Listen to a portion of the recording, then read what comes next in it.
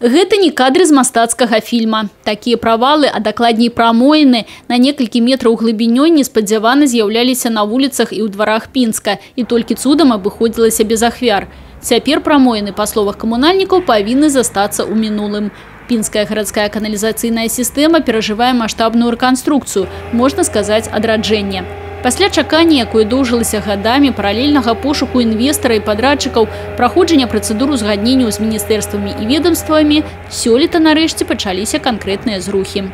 Дзякуючы банкаўскай пазыцыі на суму ў амаль 4 мільёна долараў, каналізацыйны калектар, які адначасова абслугоўвае некалькі жылых мікрараёнаў, спорткомплекс, 2 буйных прамысловых прадпрыемства, дзіцячую бальніцу і раддом, начали реконструировать. Строительство обусловлено тем, что это самый главный у нас коллектор, откуда собираются стоки почти промышленные и фекальные жилых районов, расположенных на этом участке предприятий. Срок службы существующего коллектора, который выполнен был из железобетонных труб, уже 100% износ, даже больше нормативного срока. И, как вы знаете, у нас уже появлялись в городе провалы. Проект реконструкции пачалі распрацоўваць яшчэ 2 гады таму. Да будаўнічых работ прыступілі ў верасні. Па плане, акрамя існуючага калектара, ў належны тэхнічны стан будуць прыведзены ўсе адгалінаванні і прымацоўванні агульнай працягласцю амаль у 3500 метраў пагонных. На дадзены момант ужо пракладзена каля 200 метраў труб.